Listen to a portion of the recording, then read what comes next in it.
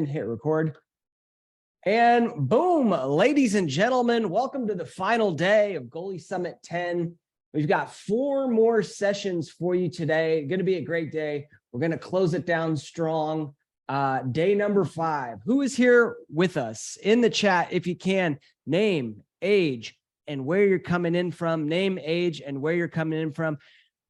I want to welcome in Coach Brittany, or should I say Ref Brittany? Either works. Either works. And then how do I say your last name? I probably should have clarified that before we went live. I thought it was an L when I first wrote all the things, and you're like, it's actually an I. So it's Iamele. Yeah, it's Iamele. Not close at all. Not close at all. Okay. Iamele. No one ever gets it right on the first try. But yeah, Iamele, it's Italian. Iamele, it's Italian. Yeah. All right, there we go.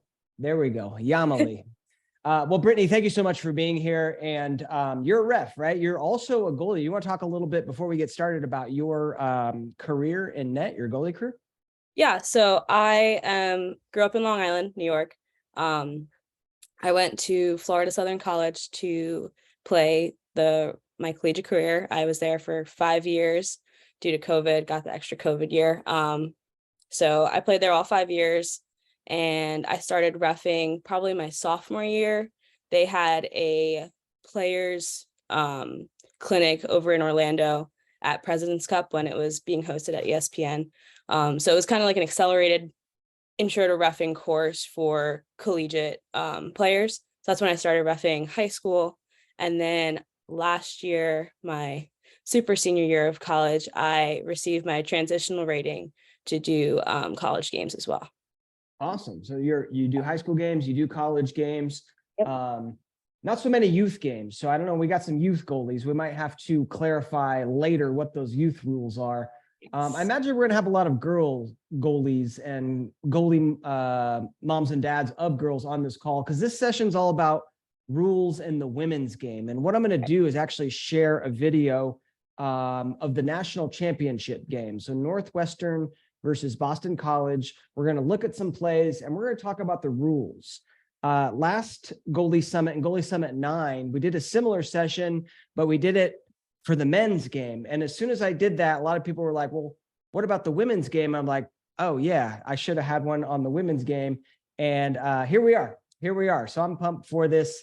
Let's see, we got Emma, 14, Raina, Kaylee, Tatum, Abigail, Wyatt, my man, coming in strong. Tenley, Austin. So yeah, we do have some guys, but hey, that's fine as well. It's you're going to level up your knowledge of the women's game. So let's do it. Brittany, you ready? Yep, let's get to it. You guys ready? They can't answer, so put in the chat. Put it in the chat. You should be ready.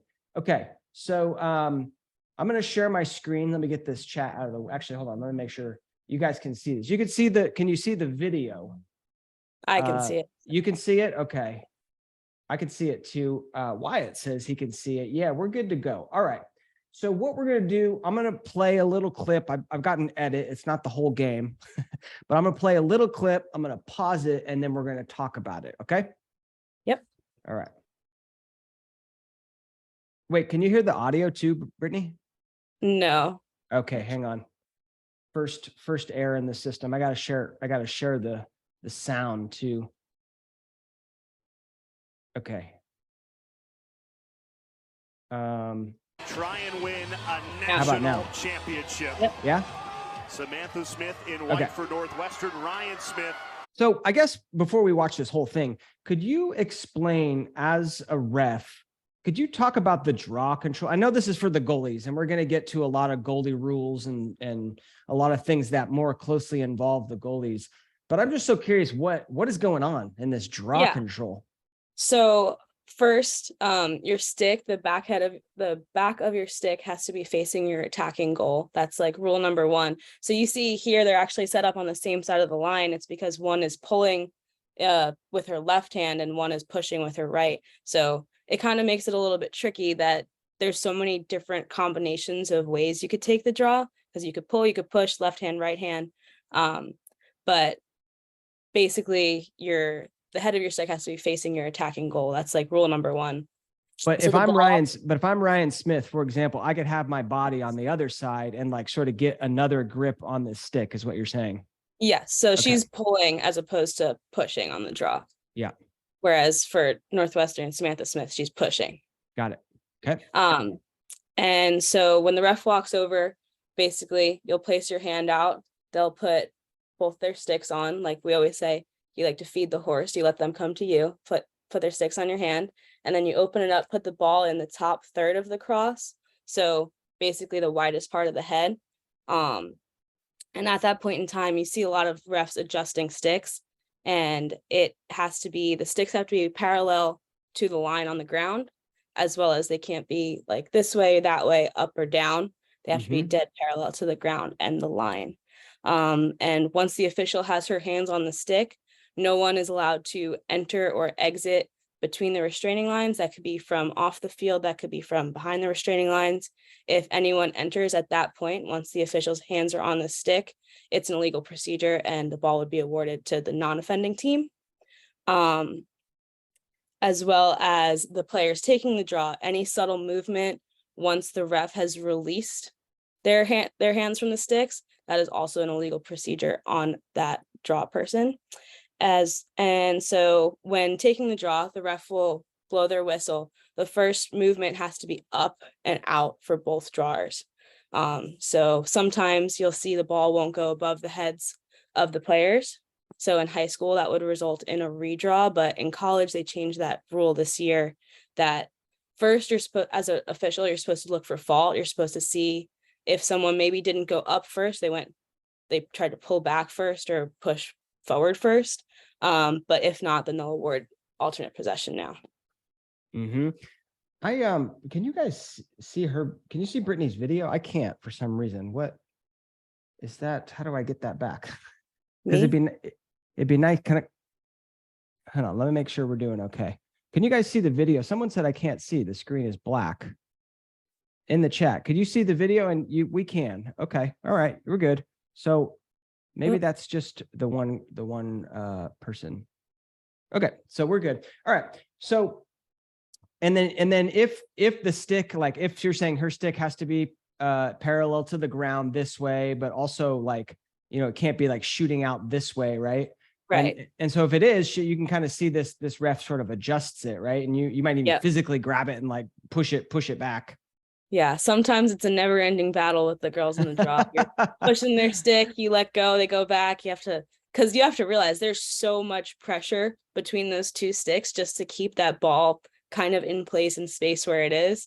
Yeah. So just the sheer amount of pressure that they're both pushing against each other with, it's really hard to keep those sticks like level. But like I said, once the officials' hands are off, any movement could be a false start or a legal procedure. Okay, so they set it, and then you say something right here. Do you say set? Yeah, you have to say when you're walking up, you say, "Are you ready?" And then you put the stick and the ball in both sticks, and then as you're walking away, your hand goes up, like you see. So your hand goes up, and then any movement at that point would be a false start, and the other team gets the ball.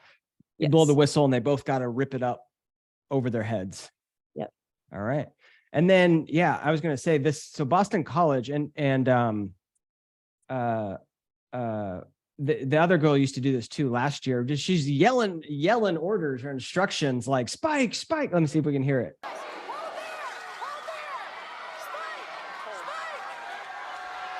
Yeah. So like not only you as the ref are like setting that thing in there, you got the girl yelling in your ear, huh? Yeah, because I mean, a lot of times there's different plays that they'll run on the draw. Like, you obviously don't know what the other person is going to do on the draw until you get up there. So sometimes you have to make adjustments where you want the people on the circle to be, if you want them to run in on the left side or the right side of the player, depending on where you're trying to draw to and where you think that your opponent is trying to draw to. Got it. I'm going to stop sharing for a second and reshare because I think we had something. All right, okay. You can see that now, Brittany? Yeah, I'm still okay. good. Now I can see you. All right. Let's keep it going. Let's watch this play. Put the pressure on Izzy's scheme. Madison Taylor double teamed in the crease, and it's Boston College ball. A late foul call came in. Got to stay out of that circle around the goal, the crease. Let's talk about what as a defender is legal and what is not? Now, obviously very complicated, right? A lot of nuance, and it certainly depends to what level you're at, high school or college. But when we talk about like defense, I'm always confused in the women's game. Like, what can they do? What's a foul? Yeah. So like you said, it kind of varies a lot depending on level. There's the most gray area in the college game because you are allowed to play defense with a horizontal stick. But in high school, you can't use a horizontal stick. You have to be between 10 and 2. And like Alexa said in the chat, you can't push out, you can't extend. So as long as your arms are locked out to begin with, usually that's good defense. But like I said, it varies a lot. In college, it's more of a discretionary call for the refs of if it's dangerous or if it's, good defense. Personally, I know we talked, like, she does step into the crease, but I like this call because she does make contact pretty high. She does extend her arms. So in my book, that's a textbook push, and that's definitely a foul. Got it. Yeah, because she's like, when she makes contact, she's extending out her arms to make contact. And that's kind of what you're saying, is that would be by rule foul. Whereas if I'm extended and either she comes into me or I move a little bit closer, that's okay? Right. Yeah. Okay. So it's basically how you are when you make the initial contact. So she's pretty locked out when she makes the initial contact. Then you could see her kind of lean in, like if you play it forward a little bit now, lean in, and that's when she pushes her. And that's definitely a foul. Okay. All right. Does that make sense? If you guys have questions, drop them in the chat or definitely participate in the chat. I forgot to mention the giveaways. Caroline, Lax Goalie Rat Intern, just posted the steps in the giveaways. We're still doing last day of the giveaways. In order to enter, follow those 3 steps that Caroline just dropped in. Thank you so much for that. Okay. So then we set up this, as I've learned, is the hanging hash. Right. I get that right? Yes. All right. Hanging hash, floating hash, people call it different Hanging things. hash, floating hash. When do I set up there versus this hash? Yeah. So any foul that kind of happens between the edge of the fan of the 8-meter and the goal line extended will get hanging hash. And then any fouls that happen below goal line extended will go to the dot, which I'm not really sure you could see the dot in this video. I might just be covering it with my head. Nope, it's not in No, there. you can't see it. All right. So if we're below goal line extended, we go and it's back over here, right? The dot. You go to dot. If it's if it's outside the fan but above goal line extended, it's the floating hash. And then if we're in the 8-meter, you would go to this first hash. Yes. Okay. So they must have deemed that this foul took place outside. Yeah. Okay. So contact first happens right there. So that's the right call. All right. Yep. Okay. Now, defensively, what can this girl do? Right? Can I? Yeah, go ahead. So, I mean, this is coming from a goalie's perspective and what I generally like to see on these low angle 8-meter shots. I always say the best thing is if you're going to only have one girl. I mean, you can have another person down on the goal line here, but she won't do a whole heck of a lot. So I always like to have my defender on usually the non-stick side, whatever that side is, on the better angle of the ball to try and force her down and out, but always to aim for their elbow and their arm of the closest arm there. So that way they're not going for the stick and potentially deflecting the shot that the goalie was reading. That's always the most frustrating thing, is you have these defenders, they're like, oh yeah, I got a stick on it, but then a shot that was going high now bounces low and it goes in. So I always tell my defenders to aim for the elbow, aim to pin their arm so that they're taking a weak or less powerful shot. Mm-hmm. And I think like when they're at the low angle, like one thing you do not want to have happen is sort of exactly what happens here, right? Is she gets under and then comes in front of the goal and essentially has the whole goal to shoot for, right? So as a goalie, like, wouldn't you much rather have this girl just essentially beeline it to the crease as straight as possible so that she can't do that? Because she kind of like, if you watch her first couple steps, she kind of goes this way, right? I mean, I'm not a defensive player, so you correct me, or women's coach or women's defensive player, you correct me if I'm wrong, but wouldn't it be better to make a beeline this way? Yeah, I mean, it's all about gauging the speed of the attacker and knowing your own speed as a defender, where you're going to end up making that contact. I think Here, maybe she just didn't realize how fast she was and that she was able to get that jump. She was probably trying to pin her arm and force her outside, but she was just a half step behind, and that's what let her get underneath. And then she had that whole goal to shoot at. Yeah. And then so she sticks the stick out, which that's totally legal, right? And there's a lot of contact right there. Is it kind of like basketball where sometimes there is some contact and you might just kind of let it go?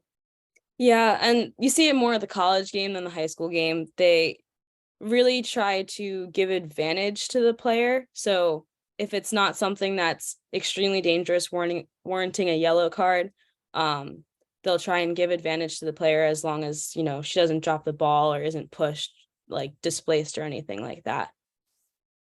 Yeah. Awesome. And then this is such a hard save for the goalie because you're right on top. But I always say that, like, you know, when especially when they have in the girls stick and they have it like across their face, they always have to bring it back to shoot, right? So, Right. you know, you know the shot's going to end up right here, and you're in so close that, like, that's going to be super hard to shoot low, right? You see Shea Dolce ends up going low, which, you know, she's one of the best goalies in the world on the female game. I'm not, you know, discrediting her, but, like, you know, it's always, I think, in that situation, she brings it up and she's shooting high, right? Yeah, and it's also tough a lot of times on 8 meters.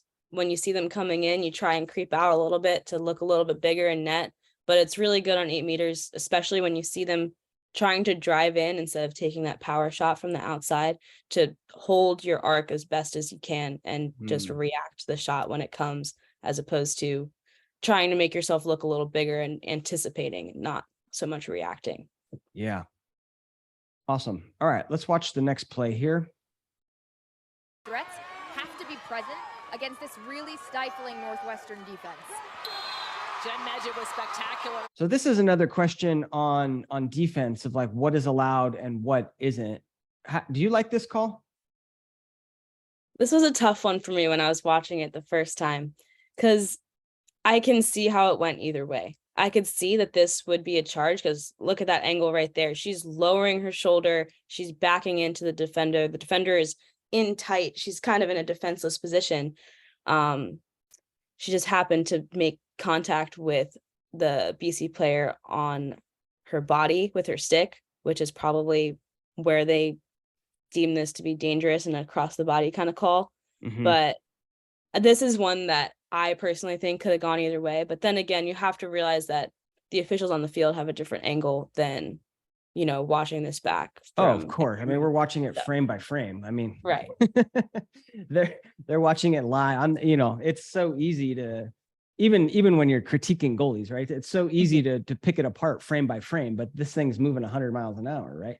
But yeah, so the charge rule, it is the same as that is the same as basketball, where if the defender is sort of has they're set in their position and the girl just barrels me over, right? Charge, going the other way. Right. Okay. Yeah. I mean, I bet if the Northwestern girl would have fallen over right here, like, boom, she falls over. I bet she would have got that call. Probably, because at that point, if she had fallen over, she probably wouldn't have made contact with her across her body with her stick then. Because you see, as she's kind of charging into her, that's when her stick kind of wraps around her body. And that's probably where that dangerous play call came from. Yeah. And then, you know, if you're brand new to the game, then in the women's game, you got the 12-meter fan, right? So, but this foul happens outside the 12. So explain to me the difference between a foul happening in the 12 and an outside. So if a foul happens in the space between the 8-meter and the 12, the ball automatically goes to the 12. It's a whistle start. Whereas if the foul happens outside of the 12-meter, or outside the CSA, actually, because it kind of extends all the way down through the goal line. It's hard to explain. What's the CSA? The critical scoring area. So the critical scoring area is if you took the 8-meter, it went through the floating hashes, through the dots, and then connected across. That's the critical scoring area. So any foul that happens inside there is always going to be a whistle start. And normally it would end up being an 8-meter or possession at the dot. But anything that happens between the 8 and the 12 is going to be a whistle start as well at the 12. but you don't have to go behind. Okay. And so this was outside the 12. So it wasn't even, you're saying this is not a whistle start. They just pick the ball up and go. Yep. It's a self start at that point. Wow. Yeah. Wow. Unbelievable. Even at high school level.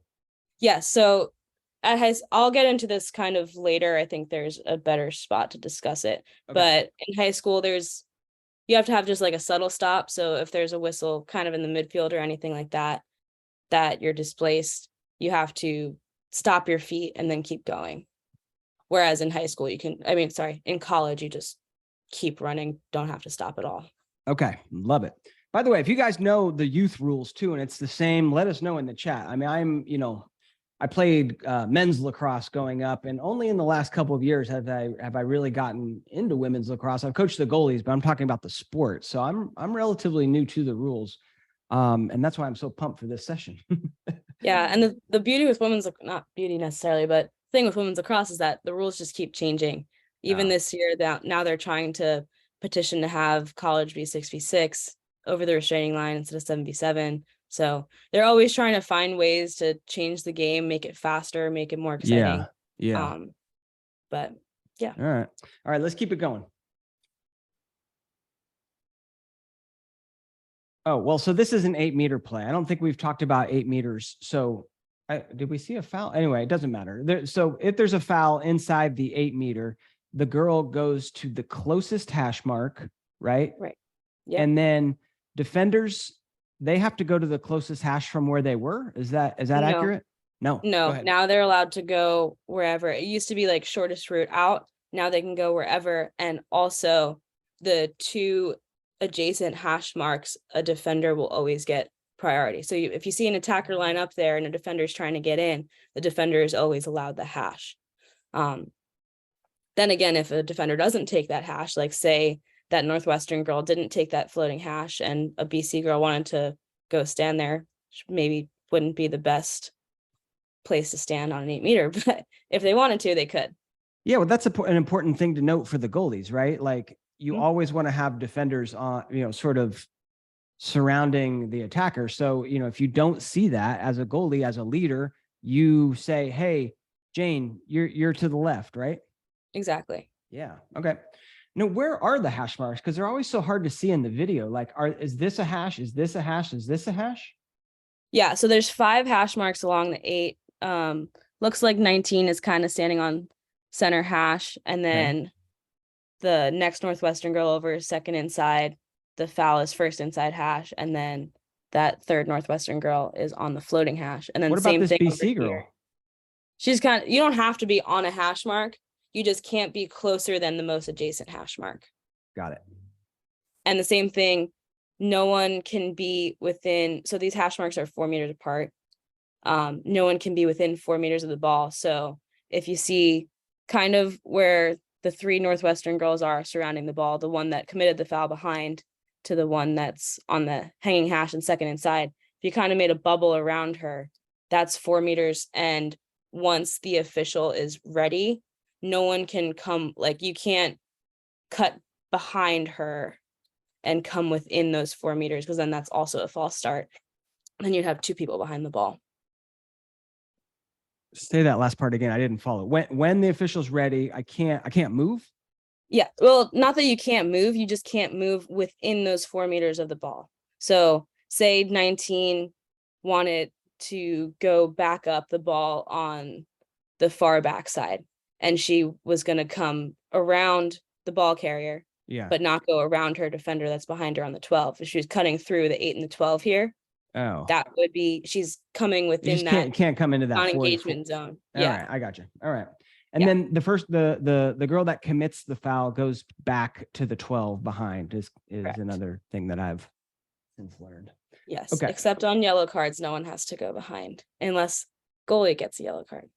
That's a whole nother story. Oh yeah. Well, we have that. No, we have that in this clip, not a yellow card, but we'll talk about that a little later. Yeah. Yep. All right. And then, as soon as, like, before the whistle, they can just swap too, right? Like you can see, like they say, you get over here. As long as the official's hand is up and they're not ready to start the play, you can move through the 8, you can move behind the girl. But once the official has the 8 meter set, you can't move through the 8 or within 4 meters of the ball. All right. We just saw an amazing save from Molly LaLiberty, who was with us yesterday. Was anyone at that session? In the chat, let me know if you were here. Awesome save from Molly LaLiberty. Boom. And talk to me about the clearing game. Let's talk about the clearing game. I know, one of the main differences in the men's and the women's game is when the goalie picks up the ball, like as soon as they get it into their cross, they have 10 seconds to either throw a pass or leave the crease on foot. Men have 4 seconds, so it's a lot quicker, but women, can certainly, like, I think someone mentioned in one of the sessions that you can take a deep breath, right? There isn't that, extreme sense of urgency. Right. What else? What other rules should we know about when it comes to the clearing? Yeah. So in differences between like men's and women's lacrosse, there's no over and back rule, as well as there's no set time that you need to get the ball over half field or the restraining line for. So I always say to use the crease to your advantage. I like to, unless I see a quick outlet that is open dead away at the right when I pick up the ball, I like to take my time in the crease. You have those 10 seconds for a reason. Even though you have the 90-second shot clock in college, still plenty of time, even if you take those 10 seconds, to have 80 seconds to get the ball down the field and, have an offensive play is plenty of time. But I would say the one thing to be aware of is clock awareness, which is something that you can really help your team with as a goalie. You can really set the pace of play just from the clear, like clearing it real quickly and getting down there. Yeah. So like if you see that there's, 50 seconds left in the quarter or the half, if it's high school or below, and you're down by 1 goal at the end of the first half, like you want to push that pace. You're getting that ball out as quick as you can. So I think it's really important to set the pace of play, or on the other hand, if you have a yellow card and you're trying to kill some time, maybe you have a catch with one of your defenders, you take your 10 seconds in your crease, you pass it out to a defender, have them pass it back, you have another 10 seconds in your crease. So just things like that are ways that you can utilize the rules and knowing the game to your advantage. Love it. So there's no over and back, not on this restraining line, not on the half field line, right? Nope, not at all. There's no like you have to get it over the half field line in a certain amount of time. Nope. Okay. So literally you could spend all 90, 85 seconds down here and then chuck it down and go down and score in 5 seconds. Yep. In theory. Yeah. And especially before they implemented the shot clock, you'd see a lot of times that teams would try and kill cards or kill times on their defensive end. But now with the shot clock, you kind of don't have that option as much. I mean, you could take probably a minute and you'll still have 30 seconds to set up a play on your offense, but not as much. But in the high school game, that's something that you could definitely use, especially since their cards are non-releasable. Right. All right, let's keep it going. Let's check out this play. Taking the starting job and excellent saves. 8 saves in that semifinal win against Denver. Here's Izzy Skane. Has a step. It draws the free position. So here we go. Shooting space. Everyone's favorite rule, shooting space. If I'm a brand new lacrosse goalie mom or dad, what's shooting space? What do I need to know about shooting space? So shooting space is when a defender is obstructing an attacker's range to goal. And so really it's all about angles. And that's the biggest thing. It's the angle in which the defender is approaching the attacker that's driving to the cage. So this shooting space is kind of tricky because she wasn't really sliding to the ball. So you would think maybe she's not in shooting space. But the main thing is that she turned and faced the ball. If she had just kept cutting through and had her back to the ball and not looking at the ball, that wouldn't have been shooting space. But the second that you open up and you face the ball, that's when you get caught in shooting space. Because they call it on this girl, number 13, right? Right. Yep. Yeah. But you can see she's not even trying to slide to ball. She's not trying to crash. She's just trying to get through. But the fact that she opened up and looked at ball is what makes it shooting space. Yeah. So basically, in the women's game, the ball carrier, you know, if you sort of draw a line or even like, let's call it a triangle to the goal, that's the shooting space. And as a defender, you can't really get into that space, right? Right. Can I stick my stick in the space? Yeah. So it really depends on, you know, if your stick is obstructing it, that's fine. But the second that your body is obstructing it is the whole reason why they have shooting space is that so that the game is safe. They don't want an attacker driving when there's a defender right in front of them taking a shot and it likely being a dangerous shot. Got it. Yeah. If your stick is there, it's generally fine. But the second that your body is in that lane is when you get called into shooting space. Okay. And shooting space is not like a play on type of foul. It's like dead. They blow the whistle and it stops right there. That's kind of one that differs between college and high school. Not that it's play on, but it's always going to be an immediate whistle. But in the college game, if the shot is deemed simultaneous as the whistle, if it goes in, it counts. If the goalie makes the save, regardless of if it stays in the crease or goes out of the crease, it's goalie's ball. And then if the shot goes high or wide, then they get the 8 meter.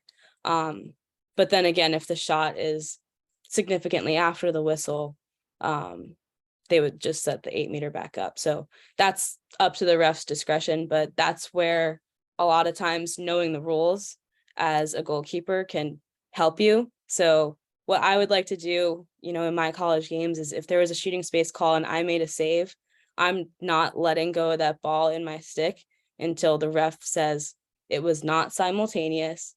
And that's why we're awarding them the free position. Because sometimes it just takes like a second for them to think, be like, oh, was that a simultaneous shooting space? And if you don't just automatically roll the ball to the attacker, that could get them to think for a second and sometimes say, yes, it's your ball. All right. You let the ref know I got it. Yes. My ball. Okay. Do you as a goalie, are you helping your defenders with shooting space, or is that something they kind of manage on their own? So as a goalie, you're directing your defenders where to go all the time. You know, sometimes I'd rather have a shooting space than have, you know, Izzy Skane barreling down on me from center hash from midfield. Like it really depends. So sometimes you can have players take shooting space strategically, especially on fast break situations. You know, if you have a 3v2, you might want your defenders to take a shooting space to stop the fast break, allow maybe if you're running box, have your box players get in, or just have your midfielders get in and recover, especially if it's a hash that you're comfortable with, an angle that you're comfortable with. Sometimes you can use it to your advantage. Awesome. Thank you for everyone participating in the chat. It is great. By the way, in the Zoom, you got to change the chat to everyone or else only I see your message. So if you're wondering why no one replied to you, that's probably why. And then throw your questions in the Q&A box. We'll try and get to as many as we can. Cool. There's a lot of things I'd rather have rather than Izzy Skane barreling down. But there you go. All right. So she goes to the 8 meter. And I guess they deemed then that she was inside the fan, huh? The 8 meter fan. Yeah. So as opposed to outside. Yeah, because it's very close. Yeah. But anyway, all right, It's that's very fine. close. Yeah. I don't know what I was going to ask about this. On the run. One. No, fires too much up. The I don't know. chasing, I think. Oh, was it the chasing? That's Yeah. right, because it's the exact same rules as the men's game, right? So it's whoever's closest to the ball, not closest to the line.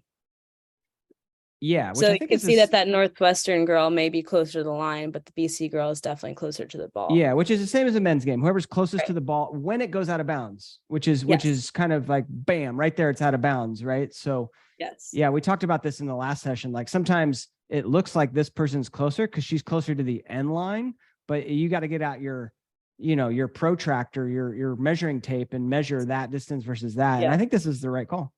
Yeah. And sometimes it's good to note, like, especially on a fast break situation, when everyone is above the goal line, say a girl's coming down and she takes a shot and it's wide. Maybe she was in front of the cage when the shot went out, but by the time that the ball hits the ground, she's behind the cage. A lot of times that's still going to be the goalie ball because it's whoever's closest when the shot goes out. And the goalie doesn't have to take it, but the defensive team's ball. Yeah. You know what's interesting too, if you watch Shea Dolce, so she kind of baits to the off stick side. So you see out like the last second, she takes a step to her right, sort of giving up the off stick side, which is, we've talked about on some of these sessions, baiting, right? I know I'm giving up more of this particular area, but then as soon as she shoots, I'm going to go get it. I'm going to, you know, attack that first. Did you bait, Brittany, as a goalie? I didn't bait to my off stick side. I definitely baited to my stick side a little bit more because I was definitely, it's all about playing to your strengths, like what you're most comfortable with. I was better at low saves than high saves, so I would make myself a little bit taller, you know, being 5'2". There's not much you can do about being taller, but I try to make myself a little bit taller, hoping that they'd shoot low, especially on 8 meters. I was just trying to make myself look as big as possible. But Yeah, most I of the would time you bait a see, little bit. Not that much though. yeah, and most of the time you do see baiting to the stick side because that's a little Right. easier of a save. I think on these low angle, like on your stick side on the first or floating hash, it's a little tough because you definitely don't want to give up anything on that short side. And you know that the second that they're taking that one step, they're trying to break inside. Normally, not everyone's going to take a power shot like that. But if they're trying to run it in, they're going to try and get to the middle as much as possible. So you want to make sure that that short side is sealed off. Yeah, she does something really deceiving right here because normally when the girls have this posture, right, like sort of bent over at the waist, stick out in front of them, like they're gonna run in. Right. And so she adopts that posture, and then they blow the whistle, and then she just steps up and rips it, right? So as a goalie, Right. you know, so you got to be ready for both things. And you can even see Shea get like, you know, get set for that shot. She's a really great goalie. Yeah. Okay, let's keep it going. No, fires too much on it. High heat over the cage. Yeah, I like that. I like that celebration too. I like that little gesture right there. I'm a big fan of that. All right. Taylor, stick knocked out of her hand. Yeah, this one looks like a pretty hard contact, huh? Oh yeah, Yeah. that's definitely a foul. Now, Yeah. at what point does it become a yellow? I think that was my question on this one. Yeah. So there's a couple of fouls that are automatic yellow cards, which is any contact cross check to the back is a yellow card, check to the head, slash, and dangerous propelling are all automatic yellow cards. Anything else is kind of up to the ref's discretion if it's dangerous. So that was definitely a dangerous play, and that's why they did end up giving her a yellow card here. Mhm. This body language too is probably what you'll see every defensive girl adopt when a foul call happens, right? Like, what did I do? Yep. Although, even though, she actually didn't do anything, so it was the other girl, so maybe that was warranted. But yeah, that's definitely a foul on that one. So if it's to the head / to the back, those are Yeah. automatic yellows. Yeah. Anything where your stick is making contact with their body is the head of your stick is making contact with your body is gonna be a yellow. Unless it's like maybe their hands, if you're going for a ground ball and you check their hands, they aren't really gonna call that. But yeah, that was definitely a dangerous play. And I think they show it in slow motion. If you go forward a little bit more, they show the replay. Oh, maybe not. They might have. I probably cut it. So all right. But yeah. Sorry, you're gonna do a final thought on that one? Oh no, I was just gonna say that on this one, like she definitely made stick to body contact and knocked the stick out of her hand. Like that's a textbook yellow card there. Yeah, and explain, if you know those who are brand new, yellow card is essentially in the men's game what you think of as a flag, where Mhm. you know, flags down, that girl comes off, and it's now 7v6 for 1 minute or 2 minutes. 2 minutes. So It's always 2 minutes? It's always 2 minutes. In college, yellow cards are releasable. So if the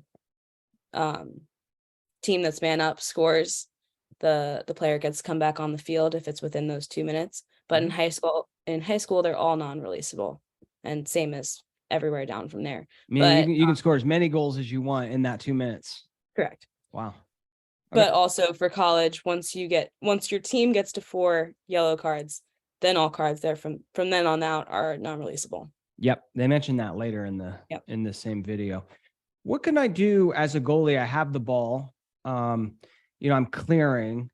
There used to be a rule where I had to, like, if I wanted to go back into the crease, I had to roll it into the crease first. That rule is gone. I can now Not just, anymore.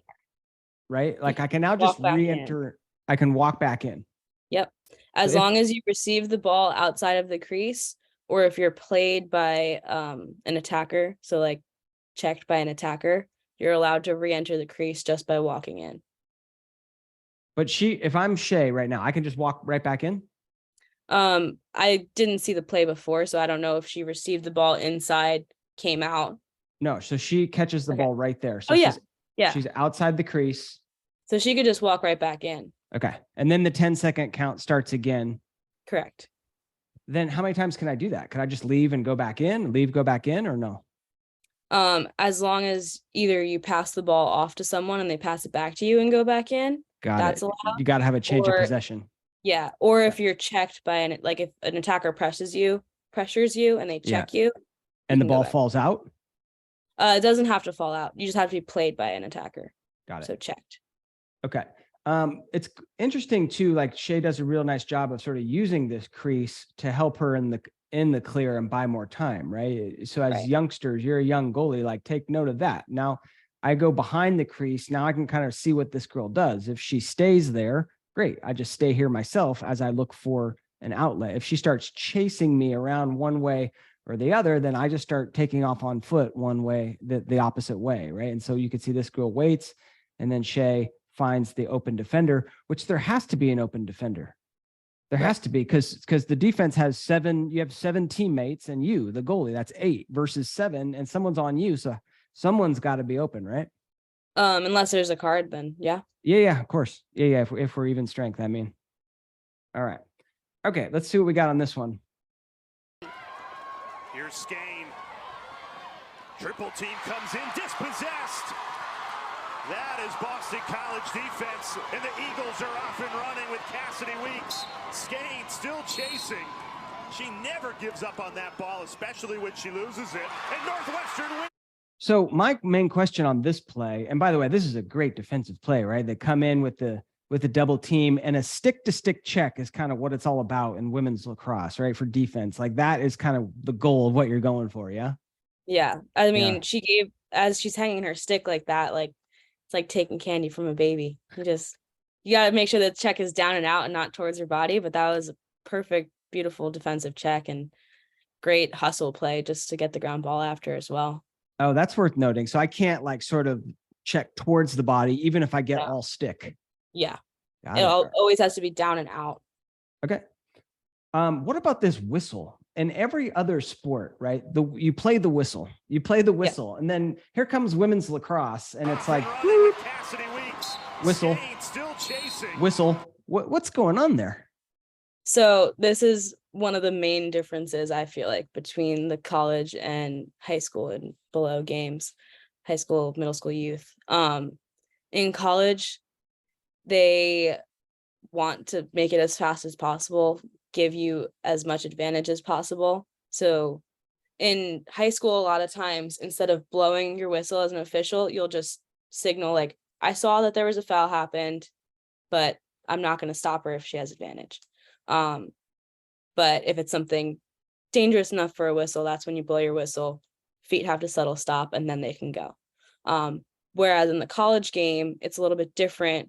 So they don't want to slow it at all, but after 3 fouls before you cross into your attacking restraining line, that's a green card for repetitive fouls. So she's lucky that I think this was the 3rd foul, happened like just over the restraining line. Otherwise that would have been a green card, and a green card is a 1-minute releasable card. Okay. But that's only in the college game. Okay. So as a goalie, it's actually really important to, when your team is defending and the play is coming at you, to make sure that you're counting like, okay, that was 1 whistle, that was 2 whistles. At 2 whistles, I'm yelling to my team, no more, because I'd rather have a girl come down, have them settle offense, than get a foul and be man down for a minute. Okay. That makes sense. You guys following? Let me know in the chat if we're doing good. All right, let's keep it going, because this was a question I have. Oh, wait.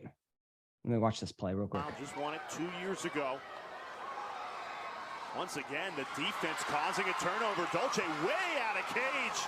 Look at the freshman, fearless on the clear. And that This is a question that a lot of young goalies ask is, can a goalie come out of the crease? And not only is the answer yes, it's like that you should. It's very, I think, recommended when you have the opportunity to win yourself a ground ball, to win your team a ground ball. Like if Shay does not come out, like this Northwestern girl probably maybe wins that ground ball, right? Right. So that was kind of my point on this one. I don't know, from a rule position standpoint, anything to add there? Not really, just that once you come out of your crease, you're just like any other field player. So all the normal rules apply to you. So you can't rake, do anything like that, cover the ball. But also the only other thing that's kind of different is you can do anything that a field player can do except score. You can't shoot the ball with the goalie stick is the only thing. But Right. I agree. I think that getting ground balls, interceptions, to me, that's better than any save that you can make. That was what I like strived on, and I would always look for, causing those turnovers like that. Yeah, same here. Yeah, girl goalies cannot score. Unfortunately, that's such a bummer. I'm starting to lead a strong push to change the rules, but I don't know how much say I have. All right. Let's keep it going. We got 15 more minutes. We got quite a bit to get through, so hopefully we can get through as much. All right. And off the top of the bar, hit pipe, bounced out. And Shea Baker scoops it up for Boston College. Yeah, we talked about, I think this was another continued whistle. So they deem that to be a foul, which, yeah, I mean, I don't know. She hits her arm, right? So you think that's a good call? Yeah, it's definitely a stick to body type of thing, and that's a good call. Okay. Bouncer into the side netting. Bell Smith thought for a moment that was in the back of the net. Yeah, I like this play. So one of the things that you mentioned that sort of differs in the men's versus women's game is if the ball is like right outside of the crease, which is how it is here. Yep. In the men's game, I can just cover that with my stick and pull it back in. Yeah. You cannot do that in the women's game. If I'm going to get that ground ball, I have to just basically run out and scoop through it and keep going, right? Yeah. I mean, you can, like, if your feet are in the crease and you straight up scoop it and bring it back into the crease, that's allowed, as well as if you have 1 foot out of the crease and 1 foot in the crease or on the line of the crease, you're allowed to step back in now. That used to be in and out, but now that's not anymore. So as long as you have 1 foot in the crease, you can come back in. Oh, okay. But I just can't clamp it and bring it back in, but I Yes. can, as long as I'm in the crease, and in the crease is defined as just 1 foot in, I can scoop it up. Yep. And bring it Cool. back in. All right. Cool. So, but then you see Molly essentially just goes out on the run. Now she's a field player, right? I mean, same rules. And what I like here, I mean, look at that little rocker step. I mean, geez, that's lacrosse. Boom. And then sees that girl, but this sticks up in the lane, does a little roller pass, bounce pass. All right. Yep. Clock. A ball in the back of the net, but a whistle blows the play dead. Dangerous check. Yeah. So why did they stop this one? As opposed to like letting them play on. Yeah. Can you keep going forward? I think this was the one that they replayed up close. A ball in the back of the net, but a whistle blows the play dead. taking an extra. Oh, maybe No. not. No.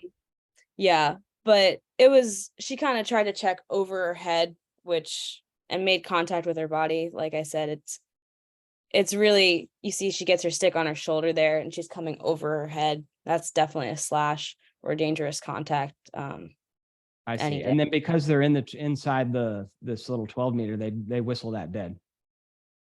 Regardless, all yellow cards are immediate whistle. Oh, they gave this girl a yellow? Yeah. All right. Okay, let's talk about defense in general. So there's like a 3-second rule, right? Right. Talk to me about that. Yeah. So no defender can be in the 8 meter for longer than 3 seconds if they're not within a stick's length of marking an attacker. This just kind of prevents someone from camping out in the middle of the 8 and eventually having a dangerous situation with a shot. But a lot of times this is a held flag, whereas this is kind of different from the men's game and the women's game. Like the yellow flag in men's game is penalty, whereas in the women's game, a flag is just a held whistle. So if a team is on a scoring play and there's a girl in 3 seconds, an official will hold up their flag so that they acknowledge the foul. And if the team continues to cage and no other fouls occur and they shoot, then flag goes away. But if the team pulls out or if they drop the ball, then that's when they set up an 8 meter. Got it. Okay. But if there is an attacker right smack in the middle and she just stays there, then the defender can also stay there as well. Yep. As long as she's within a 6 length, then that is completely fine. Okay. And the 3-second rule applies to the high school game as well? Yep. It's every level. Every level, youth as well. Okay. And then again, another same question. So on the communication to your defenders, are you letting them know that, or again, are they kind of on their own to manage that? Yeah. I mean, as a goalie, there's so many things going on and there's only so much that you can be telling your defenders. You're trying to tell them where the ball is, who's their help, who's their slide, where you want them to force, things like that. So that's something that's kind of more on them, because it's not like an official is giving a 1, 2, 3 count where like they do for when the goalie's in the crease. So that's something that they more have to be aware of. And, you know, it's also more common in different types of defenses. Like it's more common in a zone as opposed to like a man-to-man defense. But that, I mean, you could tell them if you know that they've been camped out and they'll be like, hey, get out, get out, get out. Get out, get out, get out, get out. Yeah, yeah. Or if they check in and check out, be like, check out faster. Because those are opportunities that can really be avoided as opposed to giving it up 8 meters. Love it. Abigail said U10 doesn't have 3 seconds. So maybe at that super youth level, they don't start. Yeah. Again. Okay. Yeah, maybe. All right. Good to know. Okay. Now we got a yellow card. Oh, this is the held flag you were just talking about. Right. Right here. So that means there was a foul. I saw it. If she shoots and scores, the goal counts. That I put the flag back in my pocket. If she doesn't shoot, I'm going to call that penalty, right? I'm going to call that foul. Correct. Cool. So as long as it's on a scoring play, they're going to try to not stop the scoring play. And this one, I think, was kind of a little tricky because I think she pulled the flag for an initial foul that was just a regular major foul that happens in the CSA, would be an 8 meter. So she had her flag before that girl made contact on her head. You could see the flag was for something that happened probably more toward the top of the 8. Then she had a slash and the girl lost the ball. And that's when the ref blew the whistle. But that's when she gave her a yellow card then, was because it wasn't the initial foul, but it was that second foul afterwards. On the same girl, this play right here that we're seeing. Yes. Yeah. But even like this girl sort of runs right in front of her, which would be, I mean, shooting space, right? Not necessarily, because she's coming from the side. She like came from behind her and on the side as opposed to in front of her. Okay. That's where shooting space is like so subjective. So. All right. Let's keep it going. So she gets the yellow. Northwestern fans are super happy. She's got to come off. Oh, this is the one where they do the super slow-mo replay. This is the one. Yeah. Yeah, that's kind of like an elbow to the back of the, not purposeful, but like that's definitely a foul. Elbow to the back of the head. And even right? then she kind of misses her check. And then when she's coming back with her stick, that check is coming into that girl's body then. So. Yeah. All right. I love what Shay does right here on those low angles. Look at that. We saw her bait the other way. Now at the last second, she kind of comes out. Can the goalie keep moving like that? Or is that, what's the rule on that? Yeah. No problem on that, huh? As long as they don't come out of the crease, they could do whatever they want in the crease. Cool. Kind of rules in the crease. Yeah, this is amazing because like, look how she's so far out. She's at the low angle. This is a great time. Top center, especially if she's got room to run, can be tricky because I can run in and then shoot around. But look, she shoots, misses the goal. Does BC get the backup? No, they don't. But anyway. Okay. Yeah, especially when you see like she she had no intention of running that ball in. She had her stick all the way out here. Like, you know, she's ripping that shot. So you may as well come out, be as big as possible. Cause, you know, if they're going to run in, that's when I would want to hold a lower arc. So that they don't shoot around you. Yeah. But this is a play I wanted to review, not so much from a rules standpoint, but just watch like how Shea Wanges is clear, right? Fakes. And instead of going out the back, he kind of realizes that girls are on me. I got the 10 seconds, right? Patience, patience. All right, now I'm going to go out, run around, and here we go. All right. She could probably even have gone like, you know, instead of coming out this way, she probably could have even like started to come out this way to put more space, but now we're just splitting hairs. But I think that's kind of cool to analyze. yeah, I mean, like I said, it's always so important to use the crease to your advantage. And actually, if you go back to the end of that clip, BC called a timeout. They let Dolce get as far up the field as she can before she was kind of going to run into trouble again. So that's a really strategic timeout there, because she doesn't have to take the ball back when the team comes back on the field. So let the goalie run as far as she can run, and then have a field player pick up after the timeout. It was a really, really smart play there. Yeah, love it. Brittany, we're at about time. I want to make sure to hit some questions. I know there's like 3 minutes left in this video. Is there any other like plays that you think we should just skip to? Or because some of them are just repeats, like, oh yeah, let's see that again. There's a yellow card again. There's the 8-meter again. Any other plays as you're looking at that list? I guess just the 708 one when goalie got the penalty. Oh yeah. All right, that's a great one. Yeah, here we go. Yeah.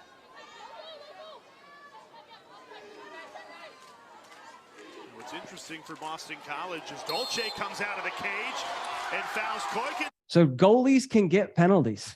Yes, like I said, once you exit that crease, you're a field player, and goalies can get yellow cards too. I've been guilty of that once, unfortunately, and it's tough because like she really was just going for the interception. Her stick got kind of caught because it's so heavy, you know, that she ended up kind of detaining her, wrapping her stick around her. But yeah, it's possible. The second that you step out of that crease, you're a field player. So yeah, it looks like she almost gets it, but then no, she doesn't. But then it just gets caught up, and that's a foul. Yeah, like that, you know, cross check holding across the body there. Yeah. And then of course the goalie, then the fouling player has to go behind, and nobody can go in the goal. Nope. Oh, yeah. This as a goalie infuriates me beyond belief. Yeah. We shouldn't just be giving up free goals. So then they blow the whistle, and then she just gets to shoot in the goal. Yeah, it's even more frustrating if the foul is a yellow card, because, you know, if any other field player gets a yellow card, no one has to go behind on an 8-meter. But if a goalie is the one that commits the foul and gets a yellow card, not only does that goalie have to leave the field for 2 minutes, they have to put in a replacement goalie, but the replacement goalie has to go behind, and it's an empty net as well.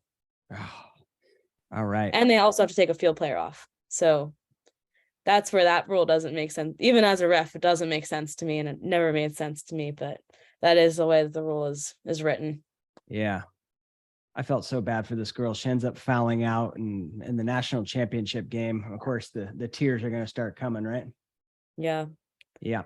It's tough because, you know, in basketball, you get 5 fouls to foul out, but in lacrosse, it's just 2. But I agree with it. It's meant to keep the game safer.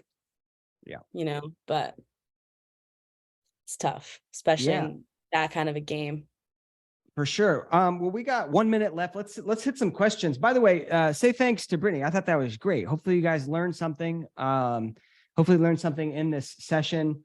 I did. That's what we're all about. We're all about learning as much about the game as we can. So let me see if we can hit the questions. Where are the questions? They're like in this lower right-hand corner. How do I get them? Okay.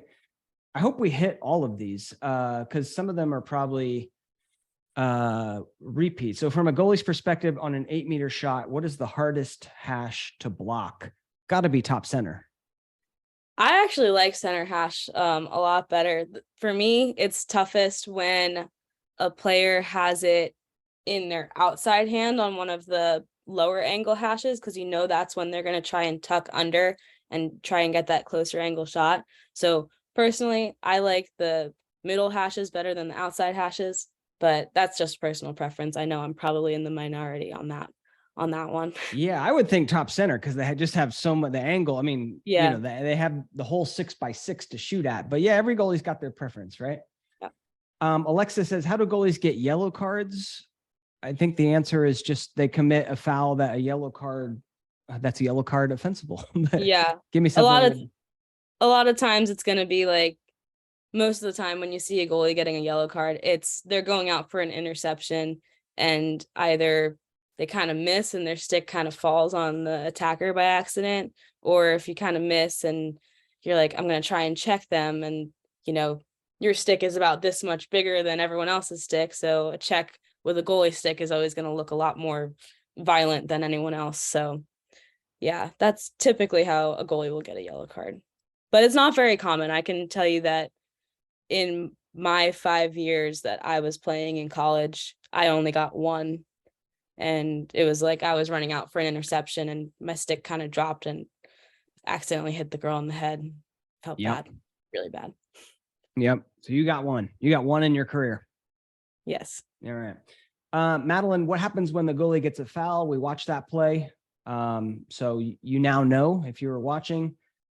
Interesting question from Kaylee. I think this was in the video. We didn't get to it. So is a defender allowed to run through the crease?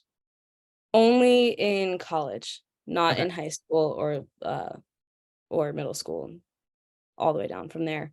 I think that that's a change that will probably come soon for high school, but it's only at the college level at the moment, at least. Okay. Are they allowed to reach their stick? I mean, well, in the college, they can run through. Okay. Yeah. High school, they can't. In high school, can I reach my stick into the crease and like scoop up a ball? No. No, I can't even reach in there. No. Offensive players can't reach in there as well. No. No Obviously. one in Obviously, high school. if defenders can't, offensive players can. Yeah. Okay. So yeah, it is much more like in the women's game, the crease and the 3D cylinder coming up. If you think about it, like that's like the airspace is just off limits, right? No one besides the goalie has access to that airspace. And one thing to even note with the college game, even though that defenders are allowed through the crease, they really are supposed to just pass through. Like they can't stop in the crease. If you stop in the crease, you can get called for 3 seconds, which is crazy to me. But Okay. yeah, it's just one of those little nuances that are crazy. All right. Let's hit a couple more questions. I know we're over time, but if you guys got to go, that's cool. We're going to hit a couple more. Can you explain deputy? Can a defender go into the crease? We talked about that, but can you explain deputy? What is a deputy? So this question is actually from my former assistant coach. So hi, Shannon. Shannon McHale. All right. Yes. Hi, Shannon. Yes. She's awesome. But deputy is when you put the ball down. It's still part of the 10 seconds that a goalie is allowed in the crease. So if you put the ball down, the player comes out and a defender goes into the crease to pick it up.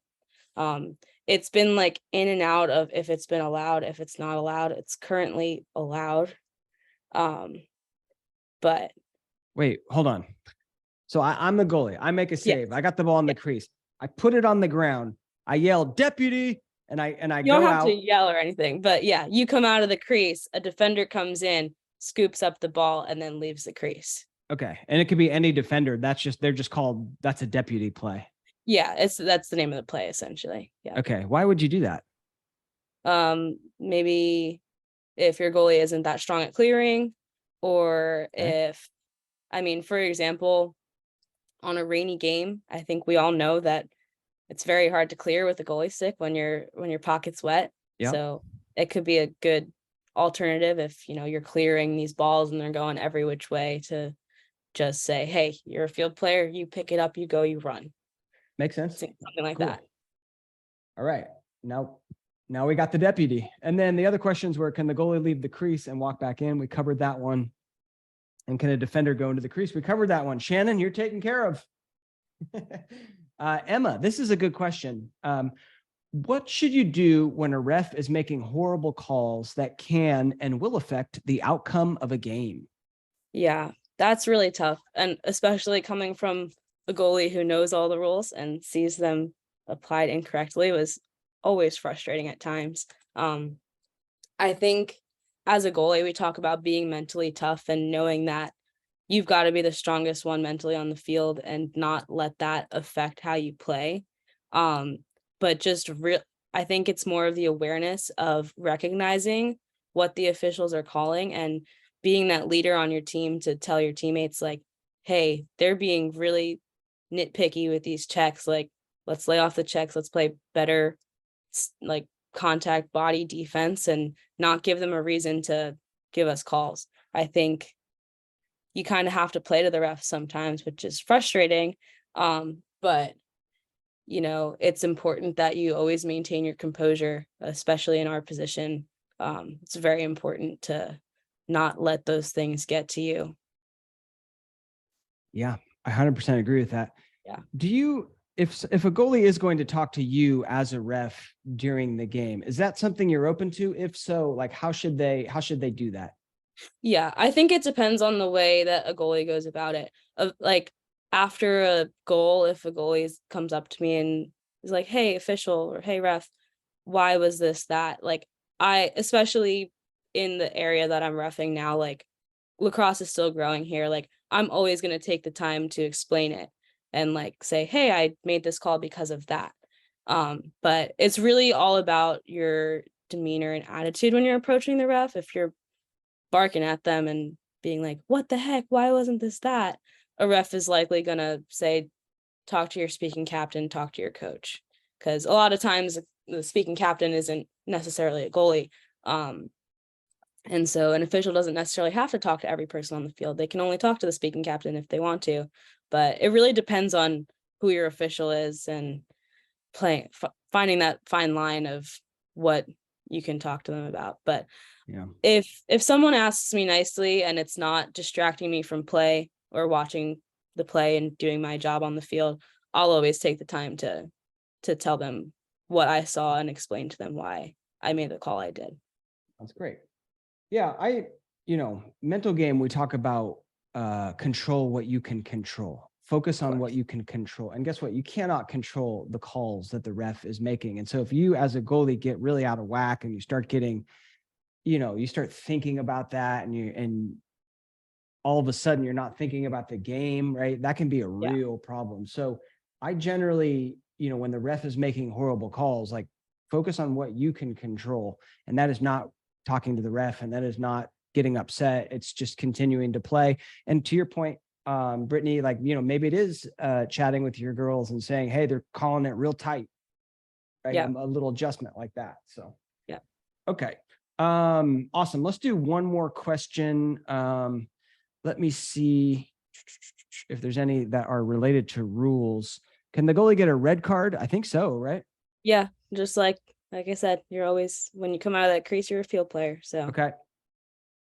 Although I've never really seen a one-off red card on a goalie ever, I don't think. I'm sure it's happened. I've barely ever seen them on field players, to be quite honest, but red card's like soccer, right? Ejection.